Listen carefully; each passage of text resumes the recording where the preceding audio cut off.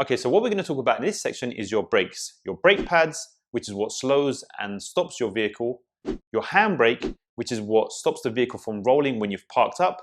And your brake fluid, the hydraulic fluid within your braking system. All from a driver's perspective.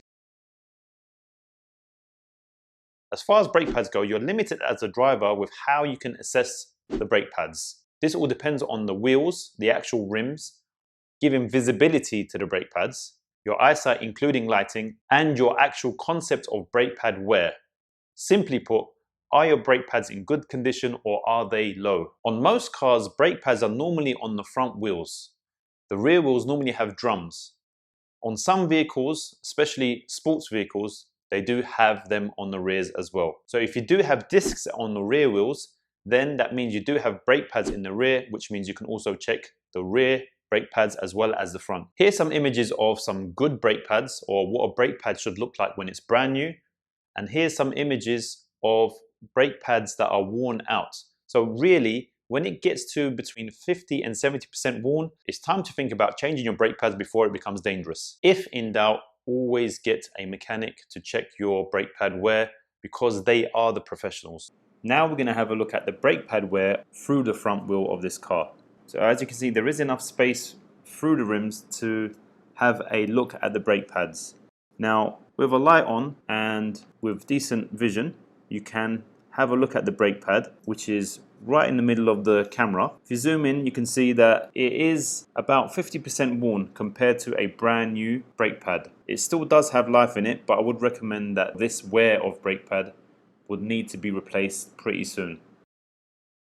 Okay, so regarding your handbrake, you have either a lever that you pull up or a foot pedal that you push down to activate it, or on newer cars you have a button that you press which actuates the electronic handbrake system. Now on conventional vehicles, your handbrake is actually operated by brake shoes. This is within the drums of the rear wheels. You can't see the wear of these shoes. The easiest way a driver can check if their handbrake is in good condition is to park on an incline and activate their handbrake. Now, if you activate your handbrake on an incline and the car is still rolling, that means there is a problem with your handbrake system. Either your pads or your shoes are worn out, or your handbrake needs to be adjusted. This would need to be taken to a qualified mechanic to find out what the problem is. Obviously, if your car doesn't roll when you're parked on an incline with your handbrake on, that means your handbrake system is working good. But if you have an automatic gearbox, you need to make sure that your car is in neutral when you're checking your handbrake system. This stops your gearbox acting as a parking brake as well. Because if you put your vehicle on park, it will stop the vehicle from rolling, even if your handbrake is off. Now moving on to your handbrake fluid, a driver can check the fluid level on their vehicle. If you open the bonnet, if you look for your brake fluid reservoir, you'll see that on the cap it should say brake fluid, that's number one. And it normally does tell you the grade of brake fluid that your vehicle needs. Now, I wouldn't suggest a driver would top up their brake fluid, because if your brake fluid is low, that indicates that your brake pads are low. Okay, after opening the bonnet, we're trying to identify the brake fluid reservoir. As you can see, it's right in front of us with a yellow cap, and you can see the level should be maximum on the top, and obviously your minimum marking is here. If you're not quite sure exactly where the fluid level is, you can just open the cap, and by looking at the cap you can see it is the brake fluid reservoir by the actual label on the cap, and it shows you that it is .4, which is the most common type of brake fluid. And that's it. You have a look inside, you close the cap, and you're good to go. If you find that your brake fluid is extremely low, then I would not suggest you drive your vehicle, because that indicates there is a leak in the system.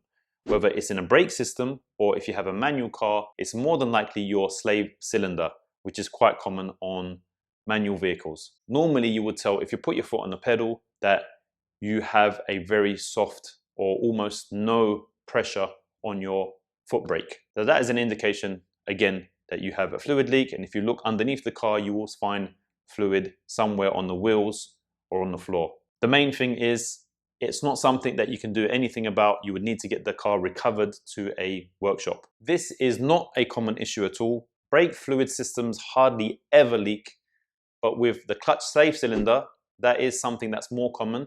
So again, at least your brakes are working, but your clutch system is going to be faulty. So again, you would not be able to drive your vehicle.